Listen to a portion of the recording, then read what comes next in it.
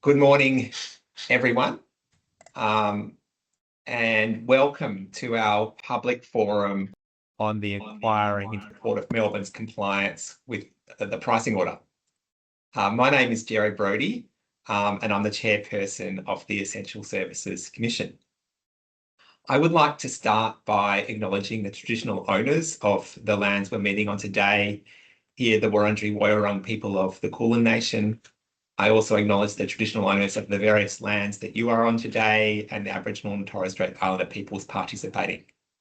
I pay my respects to elders past and present and acknowledge the connection that First Nations people hold to country and culture and their ongoing strength in practicing the world's oldest living culture. We recognise the contribution of First Nations people and their communities to Victorian life and how this continues to enrich our society more broadly. So just by way of introduction, I'm joined today by my fellow Commissioner Jess Young, who I'll hand over to shortly. I would also like to acknowledge our colleagues from the Essential Services Commission, also colleagues from across government, including the Department of Treasury and Finance and the Department of Transport and Planning. Our presenter today, Saul Cannon, CEO of Port of Melbourne, and other Port of Melbourne staff attending today, and everyone who is joining the discussion today. Under the Essential Services Commission Act, when conducting an inquiry, the Commission must hold at least one public hearing. So today's forum fulfills that requirement, and we will share other opportunities to provide your feedback later in the discussion this morning. So today, we're looking to inform you about the purpose and scope of this inquiry, answer your questions about the inquiry, and hear what you have to say about the Port's compliance with the pricing order during the review period. To quickly summarise the agenda, I'll be providing this overview of our role, and then I'll hand over to Commissioner Young, who will cover the purpose and scope of the inquiry. We will then hear from Saul Cannon, the CEO of Port of Melbourne. After this presentation, we'll move into our question and answer session hosted by Commissioner Young. We're aiming for around 11:45 before wrapping up. For those that may not know a lot about the Commission, the Essential Services Commission is Victoria's independent economic regulator. Our primary legislative purpose is to promote the long-term interests of Victorian consumers. And to fulfil this purpose, we regulate Victoria's energy and water sectors and administer rate capping in local government and administer the Victorian Energy Upgrades Scheme. And we also have responsibilities relating to the Port of Melbourne, which brings us together today. So though in relation to regulating Port of Melbourne, we have sort of 5 roles that are listed there. The first one is what we're focusing on today, conducting reviews of the Port of Melbourne's compliance with the legislated pricing order every 5 years. We also conduct inquiries into the Port of Melbourne's process for setting tenant rent. We also investigate relevant complaints submitted by port users. We have a new role, an upfront ex-ante assessment of strategic port applications in relation to the Port Capacity Enhancement Program. And we also conduct competitive neutrality inquiries if the price is set by a second international container port of Victoria if one was to be built. So today is an important step in the Commission's regulatory role, and I look forward to hearing from Jess, Saul, and from all of you as we open up for questions. And with that, I will hand over to Commissioner Jess Young, who will take us through the next part of the agenda this morning. Thanks, Jess. Yeah, thanks very much, Jared. And good morning, everyone. So my name is Jess Young. So I'm a Commissioner at the ESC and the sponsoring Commissioner for the Port of Melbourne work that we do at the ESC. So before we get into the session, I need to mention a few housekeeping items. So as we've said, so this forum is an opportunity to raise questions or issues that you consider that are relevant to our 5-yearly inquiry into the Port's compliance with the pricing order. So please be aware that we are recording this session and we'll publish it on our website. So the recording will capture all discussion and questions from attendees, including those in the Q&A portion of today's meeting, which hopefully you can see on your screen. Please note that we have muted microphones during the presentations to avoid feedback and background noise, but if you have any questions during the presentations, please pop them into the chat. You'll also have the opportunity to unmute and ask questions during the Q&A session later. So this is our second inquiry into the Port of Melbourne's compliance with the pricing order. And our first inquiry covered the period from 2016 to 2021. And today's session is the current inquiry for the review period, which started on the 1st of July 2021 and ended on the 30th of June this year. The purpose of the inquiry is to determine whether the port has complied with the pricing order, and if not, whether any of the non-compliance was significant and sustained. So for port users, this inquiry provides an independent assessment of whether the port has complied with the pricing order requirements, including how to calculate prices for prescribed services and the efficiency of spending that affects operations both in and around the port. It is also an opportunity for interested parties to provide information that helps to inform our assessment. So as we're required to do, we will report our findings to the Minister for Finance by the last day of the year, 31st of December this year. Now, if the Minister considers that there has been significant and sustained non-compliance, they could issue a show cause notice or may recommend re-regulation. And just to note, in the last inquiry that we conducted, we found significant and sustained non-compliance by the port with the pricing order for that very first review period. And in response, the port prepared an undertaking with actions to ensure compliance, which was then accepted by the government in 2022. And the documentation, so the scope of our inquiry. So this inquiry will consider a range of topics set out in the pricing order as relevant and connected to the setting of the port's prescribed service tariffs. To provide transparency and guidance to the port and other interested parties, in December 2017, we published a statement of regulatory approach that describes how we'll consider some of the matters. We updated the guidance in 2022 and most recently again in 2024 to clarify some definitions and matters in the lead up to this inquiry. And you can find the statement of regulatory approach on our website. We're currently updating the statement of regulatory approach again to reflect the latest amendments to the pricing order, which, as Jared mentioned earlier, provides us a new role in assessing the forecast costs and price impacts from the port's capacity expansion project. We will consult on our updated approach document in the coming months and keep an eye out for that. The scope of this inquiry will cover the Port of Melbourne's prescribed services. Now, the prescribed services include services for berthing vessels, such as berths, buoys and dolphins, shipping channels in Port of Melbourne waters, short-term storage and access to infrastructure such as wharves, roads and rail infrastructure. So now where we're at and what we've done so far. So we commenced our inquiry on the 1st of July 2026, as set out in our notice of inquiry. Since then, we have issued a formal information request to the port under Section 56 of the Port Management Act. The majority of the information we have requested covered items referred to by the port in its annual tariff compliance statements, as well as records on some strategic matters. So our request covered information relating to expenditure, demand, costing and pricing, depreciation, weighted average cost of capital and engagement. We've also engaged external consultants to provide us with advice on a range of matters, specifically looking at expenditure, cost allocation, demand, depreciation and the weighted average cost of capital.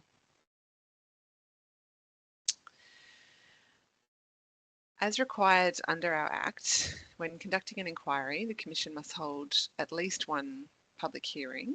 And as we said earlier, this forum fulfills that requirement. And we may also consult with any person the Commission considers appropriate. We may also hold public seminars and conduct workshops or establish working groups and task forces. So to fulfil these requirements and our commitment to good public engagement, our plan for this inquiry includes this public forum today, which is, as we said, to outline the purpose of our inquiry and describe how interested parties can participate in it. We're also aiming to have one-on-one sessions with interested parties. We also will provide an opportunity to provide written submissions, and stakeholders who've made a public submission can also request to speak to commissioners on matters raised in their submission to commissioners. So written submissions are due by the 28th of August, so next Friday, I think it is.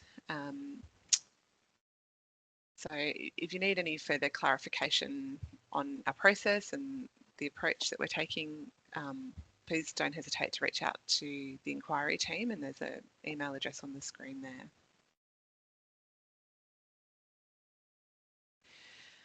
So our consultation started on the 1st of July and will remain open till the 28th of August.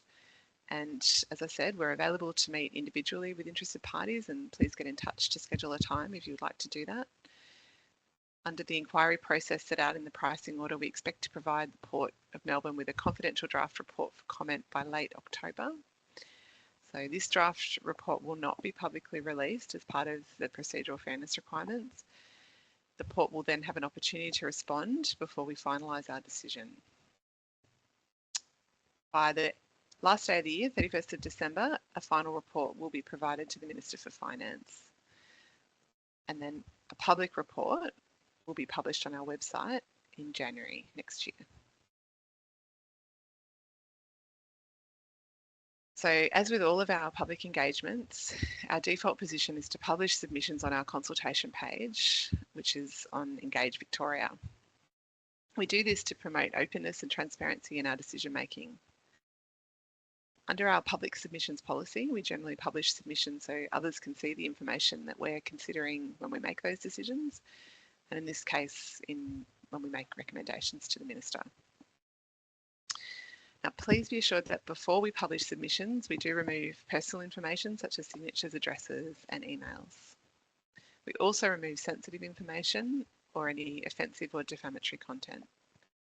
If you believe your submission contains information that should be confidential or commercially sensitive, you must let us know that in writing. So if possible, please provide us with 2 copies, one complete and one redacted version. Now, you may choose to remain anonymous, that is, not to identify yourself or your organisation when making a submission. However, if you do remain anonymous, that means that we won't be able to identify or contact you, and we won't be able to discuss that submission with you if we had any further questions about it. If there is an issue with your submission may not be published, and we may place less weight on the issues that you've raised. If you have concerns about your submission being published under your name, you can simply ask us not to publish your name. Our public submissions policy is on our website if you need further information, or please reach out to the team. It's now my pleasure to welcome and introduce Saul Cannon, who's the Chief Executive Officer of the Port of Melbourne.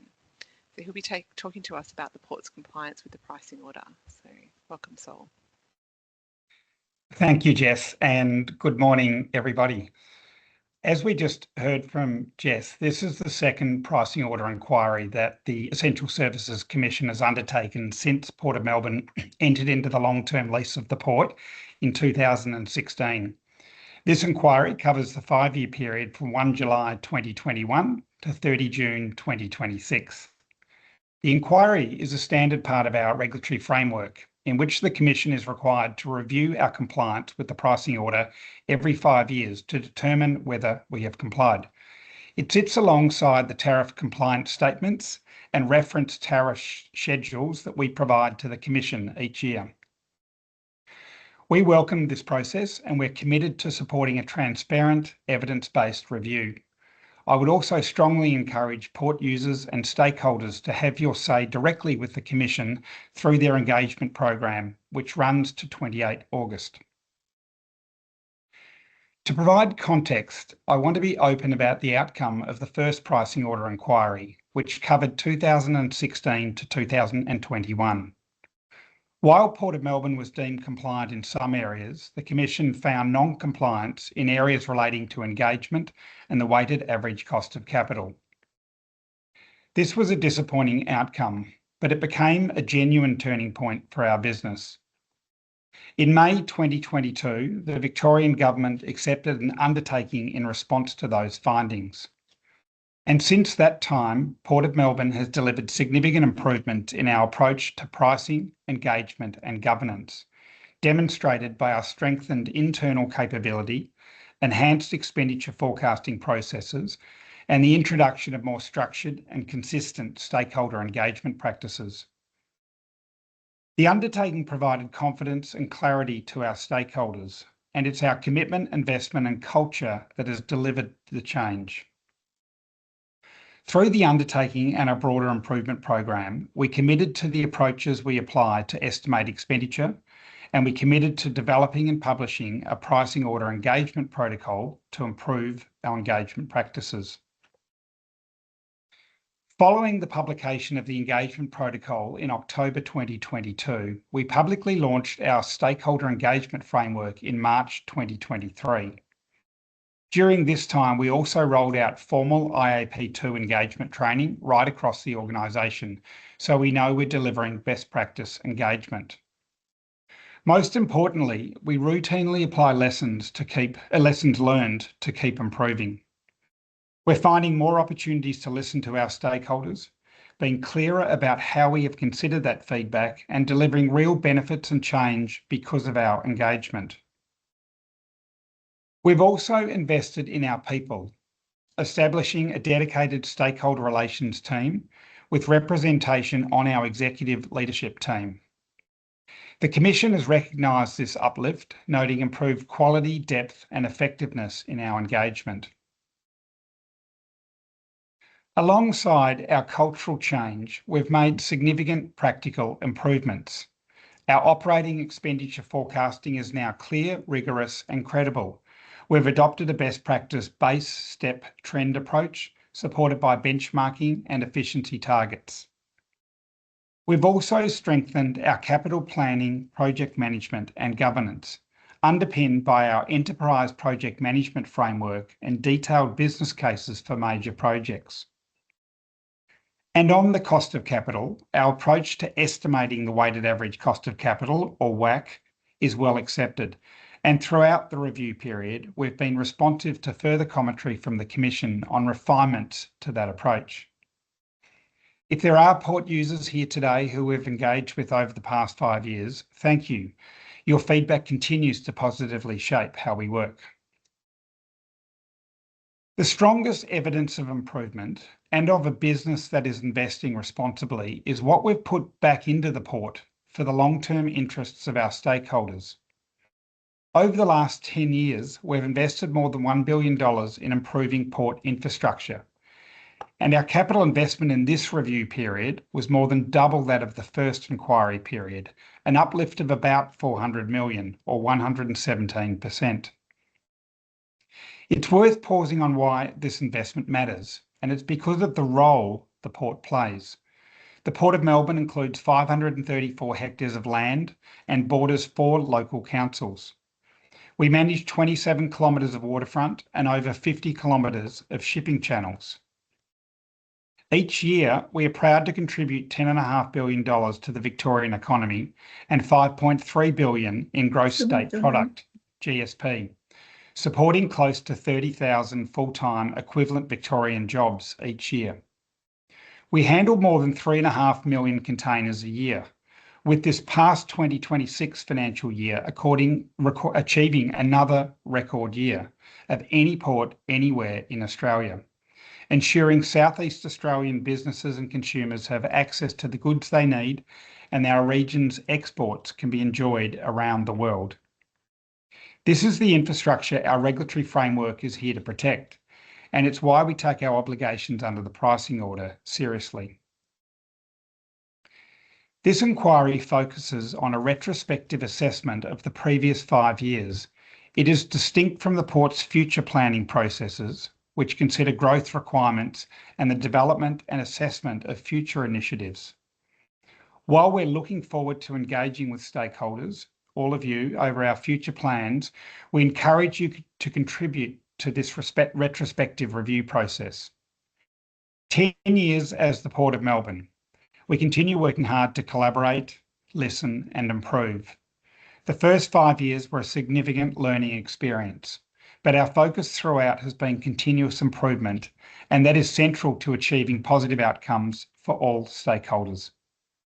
This inquiry is an opportunity for us to demonstrate that progress, and I encourage everyone here to participate openly and directly with the Commission. Thank you to the Essential Services Commission for hosting this public hearing, and thank you again, everybody, for joining today.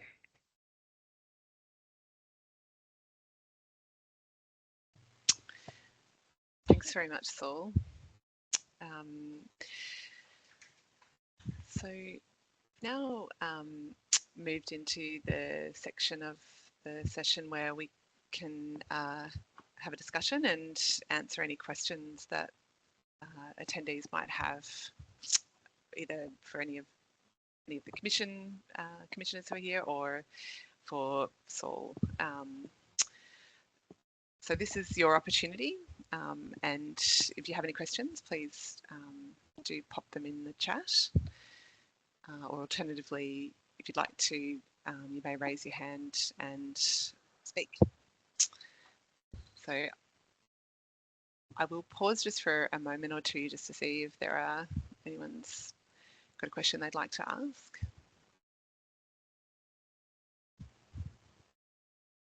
Particularly thinking about whether there are any topics or issues that you'd like to raise, anything that was raised for you through Saul's presentation or through the Commission's process that we've outlined. And if there's anything in particular that you think we should give consideration to in our inquiry, we're happy to hear about that now.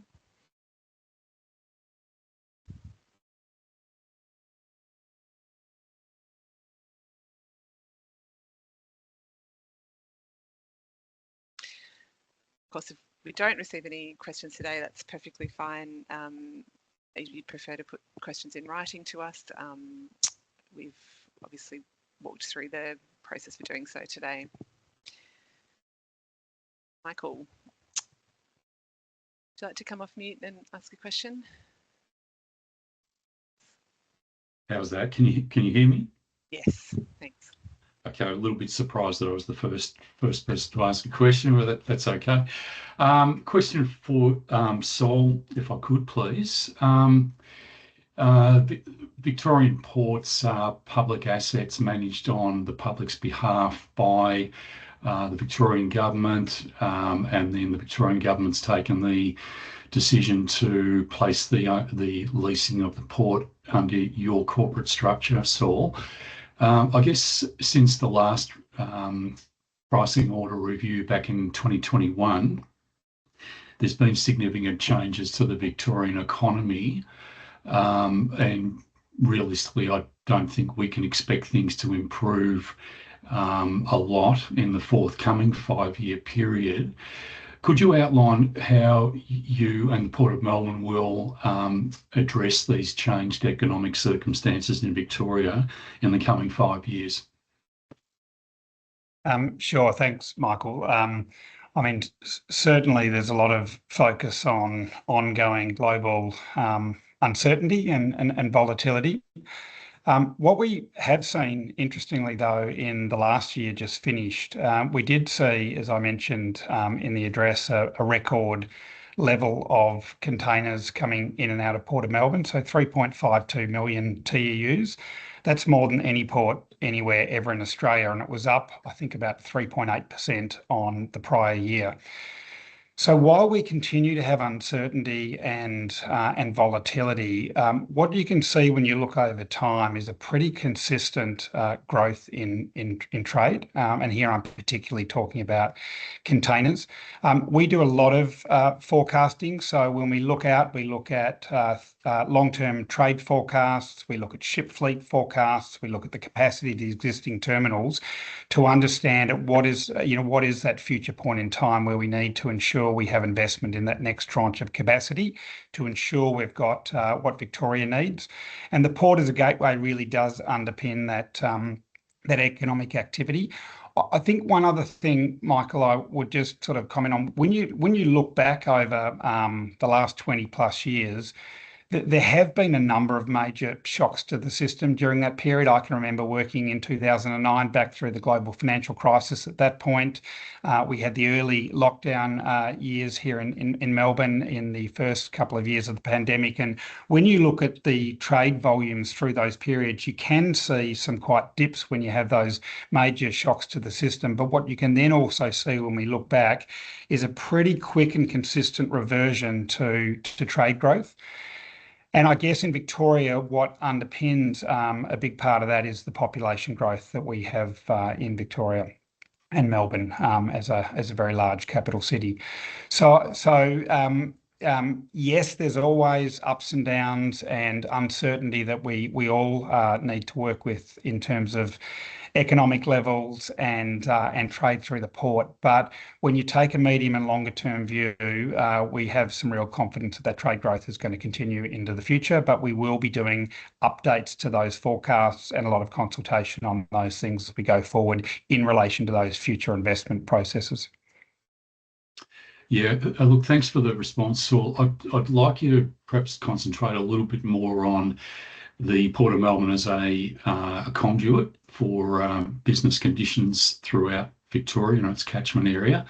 And if you could focus a little bit on how you will be addressing the changed business circumstances in the coming 5 years. I understand that retrospectively economic conditions have gone up and down in the past, but this is a significantly different period to what it's been in at least the last 10 years. So if I could respectfully ask you to address the coming 5 years and how the Port of Melbourne will assist the Victorian public in reducing costs. Well, that's always, Michael, for us, a continuing ongoing focus. We have to ensure that every dollar we spend on both capital and operational expenditure is prudent and efficient, and that's what the Essential Services Commission does review. So it's a continual focus for us in terms of our own costs. We then obviously do have to take we have a leadership role to play to look at the end-to-end supply chain and to look at what we can all do to make those landside connections, end-to-end costs, global shipping, all of that as efficient and effective as we can make it. So I think we've all got a role there, and certainly from a port perspective, Michael, we're continually focusing on what we do to make sure we're doing things in the right, prudent and efficient way. Thank you, Saul. Yeah, thanks very much for that question, Michael. And as you've noted, our review, just to highlight for everybody, our review is retrospective, so it's looking backwards at the last 5 years and at the effectiveness and appropriateness of the forecasts that were set throughout that period, rather than anything going forward. So hopefully that's a helpful reminder. Would anyone else like to raise their hand or pop a question in the chat?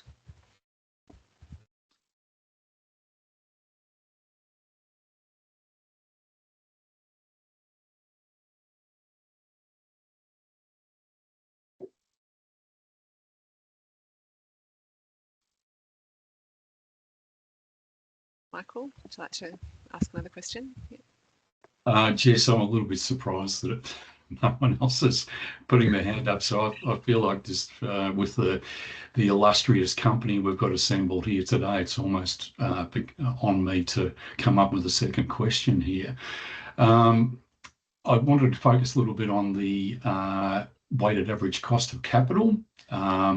As Saul's mentioned, that there were some issues with that in the last review, and they've been addressed by the Port of Melbourne in the coming period, in the period that's about to conclude. I guess I was a little bit curious about the weighted average cost of capital when we're looking at it from the perspective of the ownership of the Port of Melbourne, which is Lonsdale Consortium, and some of the stakeholders that make up that consortium, their ability to access capital at very, very cheap rates. How Saul will be looking at the effects of that in the period that's about to conclude now and moving forward as well. Yeah, that's a really good question. I think it sort of goes to the heart of the regulatory framework that that is established under the pricing order. So I'll just make a few comments, and then if anyone else in the team would like to put their hand up, or if Saul would like to respond, very welcome to. As is common in economic regulation for these types of pieces of infrastructure and utilities generally, we take a benchmark approach to setting return on capital, and it's about the benchmark efficient firm, and there are a series of assumptions and observations that are made to set that cost of capital rather than the actual cost of capital faced by the investor, and that's a standard approach that is applied in this framework and in others as well. So would you like to say anything in addition to that? No, I mean, there's a lot of technical aspects and inputs that goes into WACC and how we work through that. I mean, Michael Black is on line. I think if he wanted to add any comments, Michael heads our regulatory team, and Michael Barrett, if there was anything sort of separately that you would like to sit down and go through in terms of the technical detail that goes into WACC, we'd be happy to facilitate that too. Michael Black, are you there? Would you like to? Yeah, sure. Thanks, all. I'm happy to. Is my mic on here? Yeah, happy to sort of follow up and have any further discussions as well, Michael. But as Jess says, the WACC is set based on a benchmark efficient firm. For us, it's been essentially set as being an investment grade asset. So the cost of equity, cost of debt is based on, accessing funds for an asset of that investment grade, and essentially has to abide by well accepted practices or approaches. So approaches that have been essentially tested and proven in this regime and other regimes to be well accepted. But yeah, certainly happy to sort of have follow-up questions or follow-up discussions with yourselves or anyone else from your organisation if you want to sort of get further into the detail. Absolutely. Look, thanks for the response, Michael and Saul. Appreciate the offer. Thank you.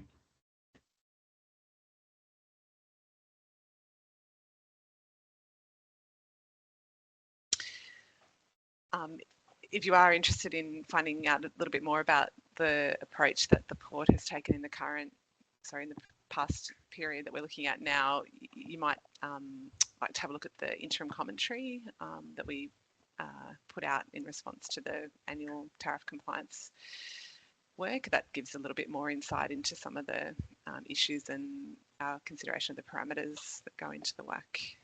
Michael might help. But yeah, it's a generally benchmark approach. So it's where we look at a lot of public data, information to try and assess that the approach and the methodology and the implementation of that methodology are well accepted. And that's the test that we have to apply. Thanks, Jess.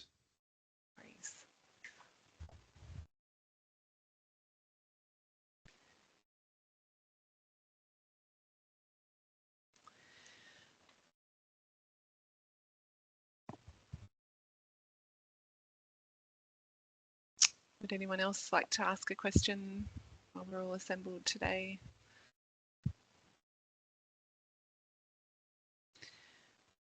Again, I'd just like to emphasise the importance of the written submissions to us through this process. I think they are taken very seriously and are really helpful for us to understand operations at the port and issues as you're experiencing them. So please do encourage you to make a written submission to us to help us look at the issues that matter to you. within the scope of our inquiry, of course.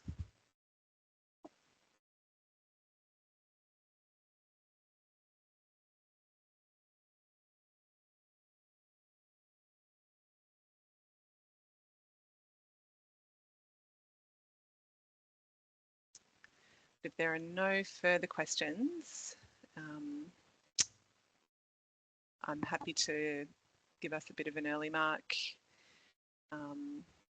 Please raise your hand now if you'd like to make a comment or a question. We're very open to hear them. Otherwise, we'll give a little bit of time back in everybody's morning, which I'm sure will be gratefully received, and we'll look forward to receiving written submissions and potentially having one-on-one discussions with yourselves and anyone else from your organisations that would like to participate in the process. So although we haven't had that many questions, but we've had 2 really good questions. Thank you, Michael, for raising that. It is still a really valuable opportunity, which is why it's prescribed in the order, and for us to conduct these sessions.